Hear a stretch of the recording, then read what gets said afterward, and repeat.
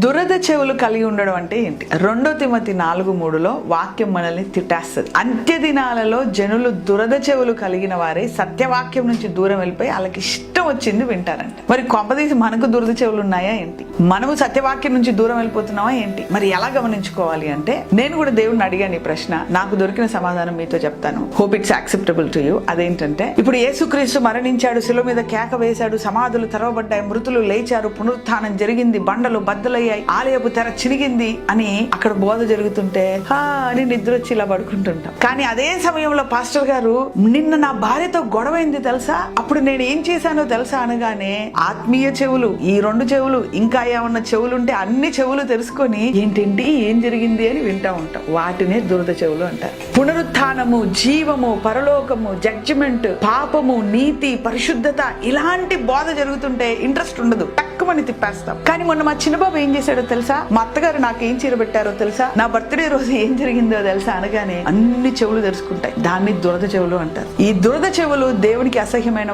వాళ్ళు సత్యవాక్యము నుంచి తొలగిపోతారు. సత్యవాక్యం నుంచి తొలగిపోతే లాస్ట్ కి ఏమొస్తుందండి? వాక్యం నుంచి తొలగిపోతే లాస్ట్ కి వచ్చేది అగ్ని. దాని పేరేంటో మీకు తెలుసు. సో కాబట్టి ఒకవేళ దురద చెవులు ఉంటే వెంటనే రిపెంట్ అయ్యి దేవుని సత్యవాక్యములో ఉన్న ఛాలెంజెస్ తీసుకొని ఆ ప్రకారంగా మన జీవితాలను కట్టుకుంటే ఈ అంత్య దినాల్లో మన జీవితాలను మనము కాపాడుకోగలము. God bless you.